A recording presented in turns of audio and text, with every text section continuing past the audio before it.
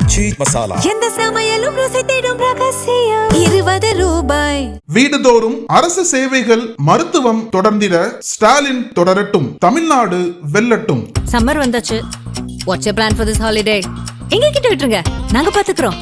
GT Holidays, South India's #1 travel brand. Vijay தொடர்ந்து தன்னோட பிரச்சாரத்தை ரத்து பண்ணிட்டே வர்றது என்பது அவங்க கட்சிக்காரங்களுக்கு ஒரு சுணக்கத்தை ஏற்படுத்தி இருக்கு. என்னடா டெய்லி விஜய் மட்டுமே பேசுறோம்னு நினைக்காதீங்க, எலெக்ஷன் வரைக்கும் எல்லா கட்சிகளை பற்றி பேசி ஆகணும். அதனால விஜயும் இதில் போட்டி போடுறதுனால அவர் மீதும் ஒரு கவனம் என்பது தொடர்ந்து குமிஞ்சிட்டே இருக்குன்னு தான் சொல்லணும். இன்னைக்கு பல இடங்களில் வந்து அனுமதி கொடுத்தும் ரத்து பண்ணுறாங்க.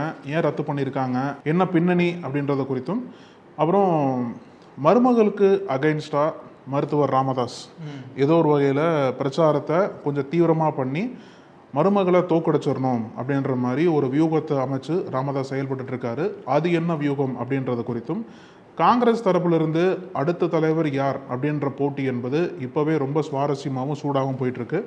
அடுத்த தலைவர் யார் அப்படின்ற போட்டியில் யாரெல்லாம் முந்திட்டு இருக்கா அப்படின்றத குறித்தும் இன்னைக்கான நிகழ்ச்சியில் நம்ம வந்து பார்க்கலாம். Welcome to sensation.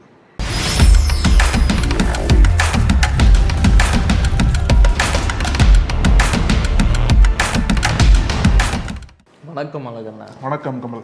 தமிழ்நாட்டு அரசியலை பொறுத்த வரைக்கும் இது திராவிட மண், இங்க பெரியார் மண், இங்க வந்து ஜாதிக்கோ மதத்துக்கோ இடமில்லை அப்படின்னு நம்ம சொன்னாலும் நிறைய பக்கம் எல்லாருக்கும் தெரிஞ்ச ரகசியமா இருக்குது வேட்பாளர்கள் தேர்வு. நிறைய கட்சிகள் வந்து அங்க இருக்க பெரும்பான்மை ஜாதியை வச்சுதான் வேட்பாளர்களை அறிவிப்பாங்க. அதை அவங்க ஒரு ஸ்ட்ராட்டஜியா ஃபாலோ பண்ணாலும் அது வந்து ஒரு விவாதத்துக்குரிய ஒரு விஷயம்தான். அதுக்கு அவங்க சொல்ற காரணம் வந்து யார் ஜெயிப்பான்னு தெரிஞ்சு போட்டா தானே நம்ம நினைக்கிற நலத்திட்டங்களும் மறுமலர்ச்சி திட்டங்களையும் கொண்டு வர முடியும். அதுக்கு நாம ஜெயிக்கணும்னா அதுக்கு என்ன பண்ணணுமோ அதை தான் பண்ணணும் அப்படின்னு அவங்க எல்லாம் சொல்லுவாங்க. இந்த நிலையில வந்து திண்டுக்கல் சட்டமன்ற தொகுதியில பரப்புரைக்கு போன முன்னாள் அமைச்சர் திண்டுக்கல் சீனிவாசன் பரப்புரைக்கு போய் இங்க இருக்க நீங்கெல்லாம் வந்து இந்த ஜாதியை சேர்ந்தவங்க, இந்த சமூகத்தை சேர்ந்தவங்க, அடுத்த முதல்வராக வரப்போறவரும் கிட்டத்தட்ட அதே சமூகத்தை சேர்ந்தவர் தான், அதனால பார்த்து வாக்கு போடுங்க, பார்த்து ஓட்டு போடுங்க அப்படின்னு கேட்டிருந்தாரு. இது வந்து ரொம்ப கண்டனத்துக்குரிய ஒரு விஷயமாவும் பார்க்கப்பட்டுச்சு. என்னடா வெளிப்படையா இப்படி கேட்குறாங்க, வெளிப்படையா சாதியை சொல்லியே ஓட்டு கேட்குறாங்க, அதுவும் ஒரு மூத்த அமைச்சர் ரொம்ப நாளா அரசியல்ல இருக்க ஒருத்தரே அப்படி பண்ணலாமா அப்படிங்கிறது கண்டனத்துக்குரியதா தான் இருக்கு. ஆமா, இப்போ அப்படியே திண்டுக்கல்ல இருந்து பக்கத்துல சேலம் போனோம்னு வச்சுக்கோங்களேன். அதாவது விஜய் சேலமும் பக்கமா, பக்கத்துலனா ரொம்ப பக்கம் கிடையாது, ஆனால் ரொம்ப தூரமும் கிடையாது அப்படி வச்சுக்கலாம்ல. இப்போ விஜயோட பிரச்சாரத்திற்கு போகிறதுக்கு முன்னாடி சேலம் எடப்பாடி தொகுதி இருக்கு இல்லையா, எடப்பாடி தொகுதியில் எடப்பாடி பழனிசாமி அதிமுகவின் சார்பாக நிற்கிறாங்க.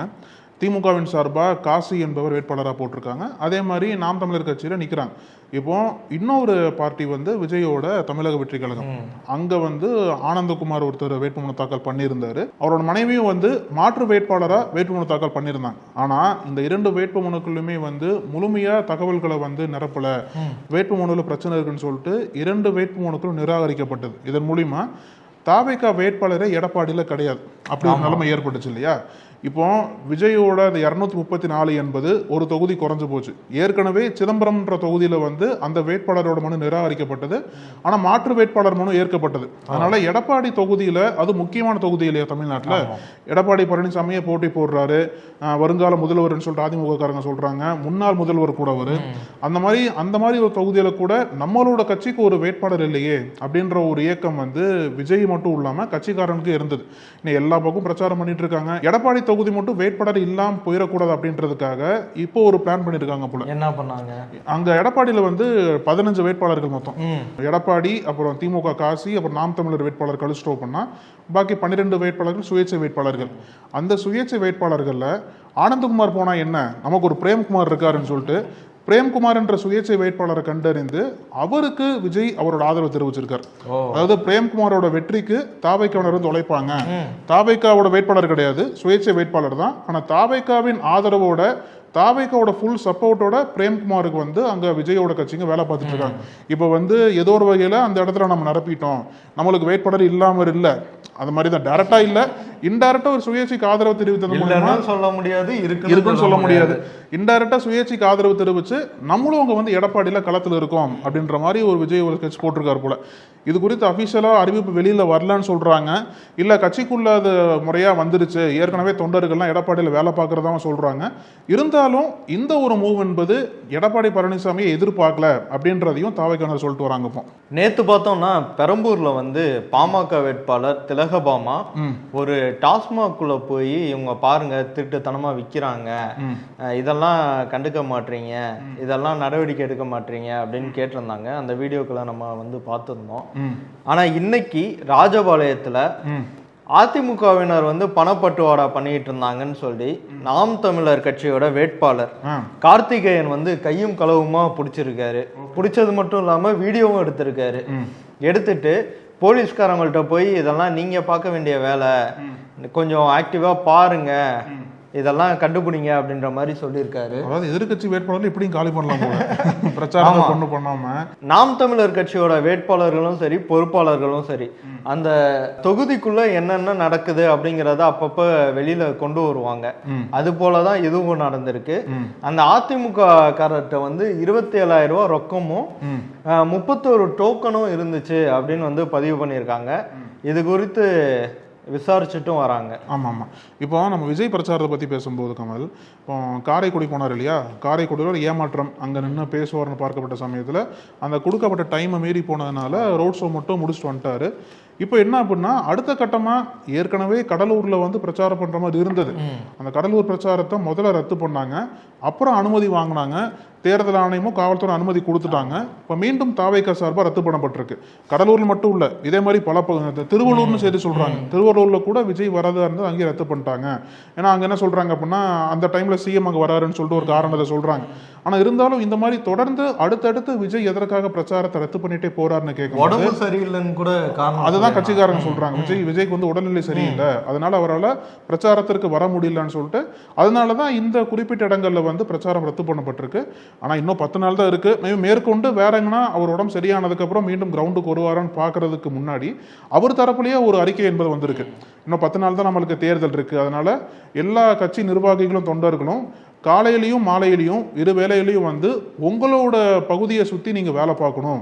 நம்மளோட வேட்பாளர்களை வெற்றி பெற வைக்கிறதுக்கு உங்களோட உழைப்பு என்பது முக்கியமான நம்ம கட்சிக்கு வேணும்.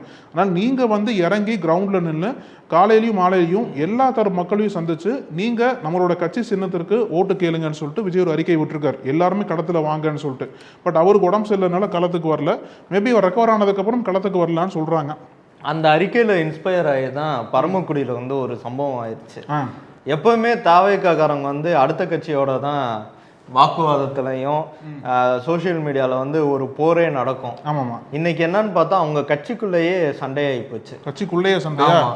பரப்புரை வந்து எந்த இடத்துல இருந்து ஆரம்பிக்கலாம், பரமக்குடியில எந்த இடத்துல இருந்து பரப்புரை ஆரம்பிக்கலாம்னு சொல்லி 2 தரப்புக்குள்ள சண்டை.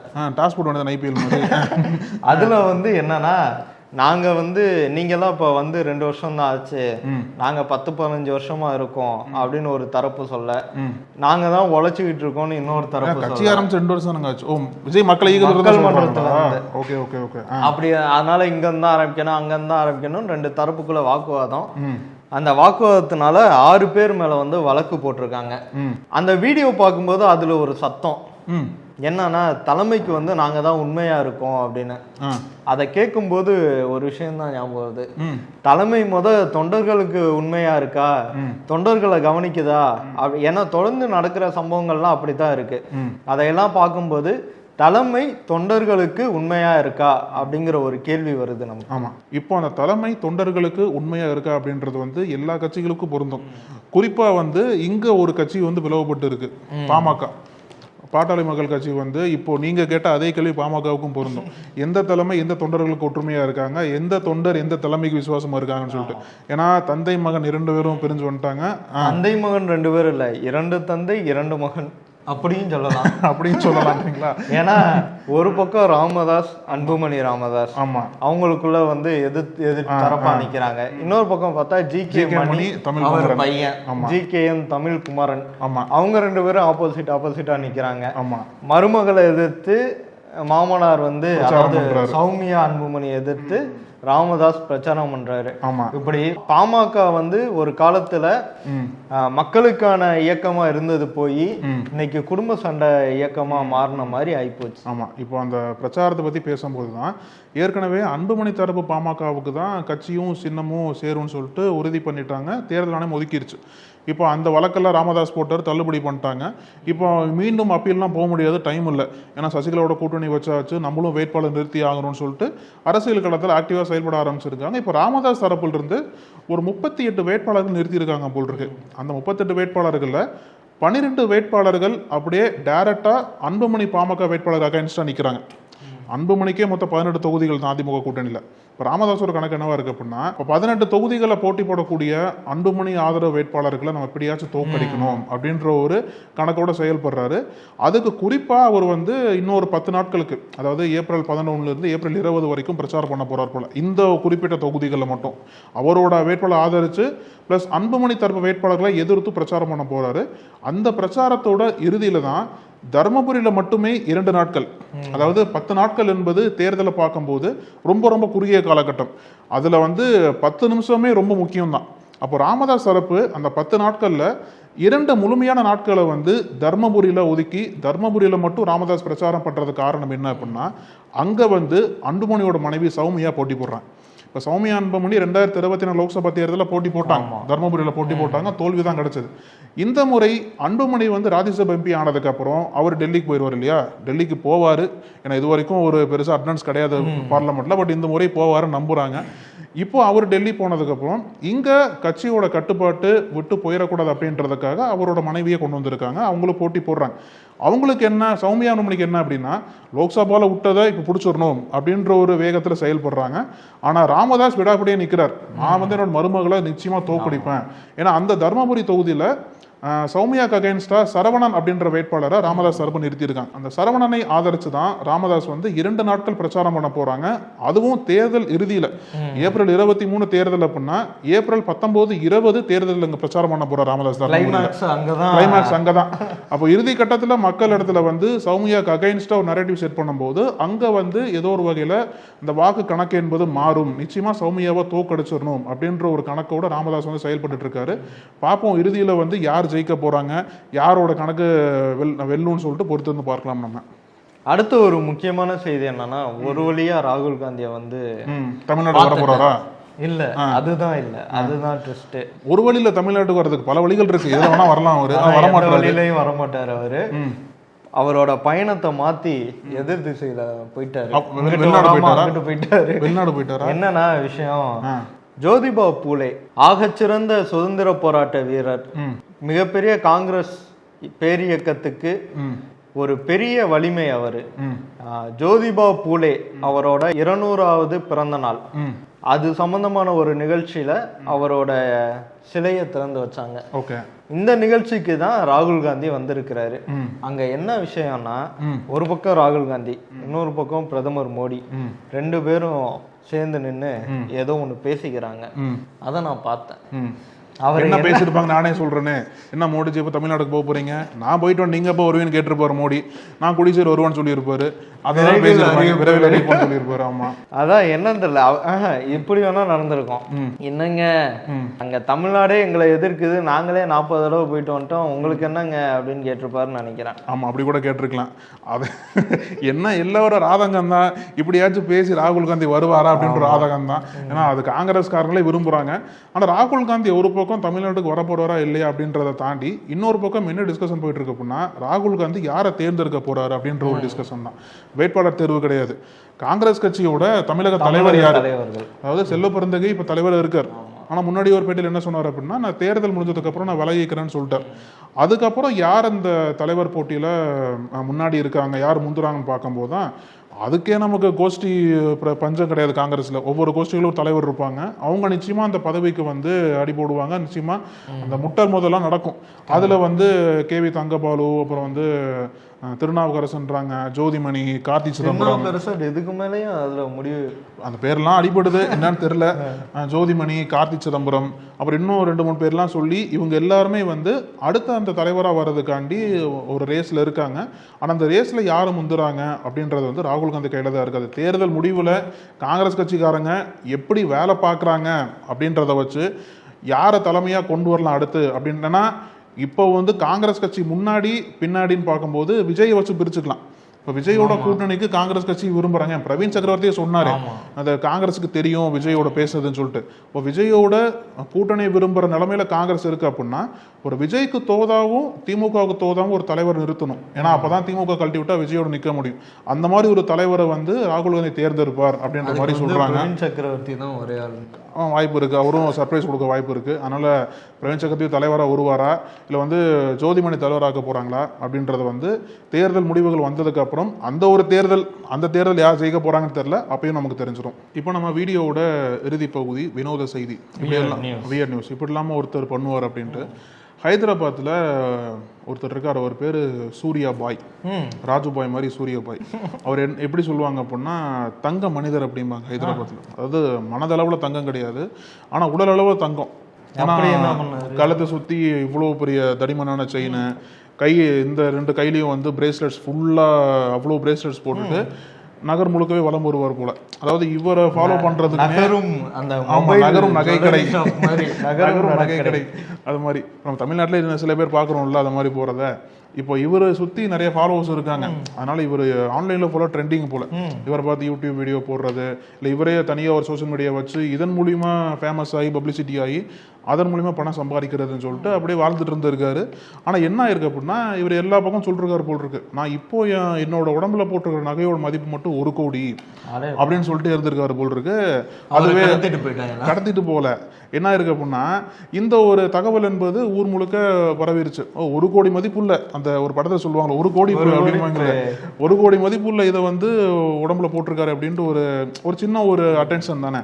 இப்போ என்ன இருக்கு அப்படின்னா இவரோட நண்பர் ஒருத்தர், அவர் தெலுங்கானால வந்து ஹாக்கி அசோசியேஷன் சேர்மன் போல, அவரை வந்து டெல்லி ஏர்போர்ட்ல பிடிக்கிறாங்க. இந்த மாதிரி எதுக்கு பிடிக்கிறாங்க அப்படின்னா தங்கத்தை வந்து கடத்திட்டு வந்ததா சொல்லி ஒரு குற்றச்சாட்டுல டெல்லி ஏர்போர்ட்ல கைது பண்றாங்க. அவர் கொண்டு வந்து தங்கத்தை சீஸ் பண்றாங்க. அந்த நெட்வொர்க்ல வந்து இவரு மாட்டிக்கிட்டார். அந்த விசாரணை வந்து இவர் வரைக்கும் வந்திருக்கு. ஐடி அதிகாரிகள்லாம் கூப்பிட்டு விசாரிக்கும் போதுதான் தெரியுது இவர் ஐடி அலுவலகத்துக்கு இப்படிதான் போனார் போல. அப்புறம் தான் தெரியுது இந்த மதிப்பெல்லாம் 1 கோடி கிடையாது, வெறும் 3 லட்சம் தான். அது கோல்டே கிடையாது, காப்பருங்க. அது காப்பருங்க. அது காப்பர் வாங்கி கோல்டு பெயிண்டிங் போட்டு கோல்டு இதெல்லாம் பண்ணி தங்க முலாம் பூசப்பட்ட ஒரு அது 1 கோடின்னு சொல்லிட்டு இது பண்ணிட்டு இருந்திருக்காரு. இன்னொரு இதுவும் சொல்றாங்க, இவர் அடிக்கடி வந்து நகைகளை மாத்திக்கிட்டே இருப்பாராம். அதாவது ஒரே நகைகளை தொடர்ந்து போட மாட்டாராம், நகைகளை மாத்திக்கிட்டே இருப்பாராம். அது வந்து ஸ்டைலுக்காண்டி கிடையாதான். ஒரே நகையை போட்டு வெயில்ல வந்தா காப்பரன் தெரிஞ்சிடும்ல, தங்க இதெல்லாம் அழிஞ்சு போய் பெயிண்ட் உருகிரும்ல, காப்பரன் தெரிஞ்சிடும்ல. அதனால ஏதோ ஒரு காப்பரை பிடிச்சி டெய்லி வந்து கோட் பண்ணி தங்க நகையா போட்டு இது பண்ணிட்டு இருந்திருக்காரு. இப்ப ஐடி விசாரணையில இவர் தங்க மனிதர் கிடையாது, காப்பர் மனிதர்னு சொல்லிட்டு உண்மை வெளில வந்திருக்கு. இந்த செல்லமே படத்துல வந்து விஷால் ரைடுக்கு போவாரு. அதுக்கு முன்னாடி வீட்டுல இருக்க தங்கத்தெல்லாம் வந்து வில்லன் வந்து பாலிஷ் போட்டு வைப்பாரு. ஆமா, இந்த ஐம்பொன் சிலை மாதிரி. ஆமா ஆமா. ஆனா இவர் என்னடானா காப்பரை தங்கமா பாலிஷ் போட்டு வச்சிருக்காரு.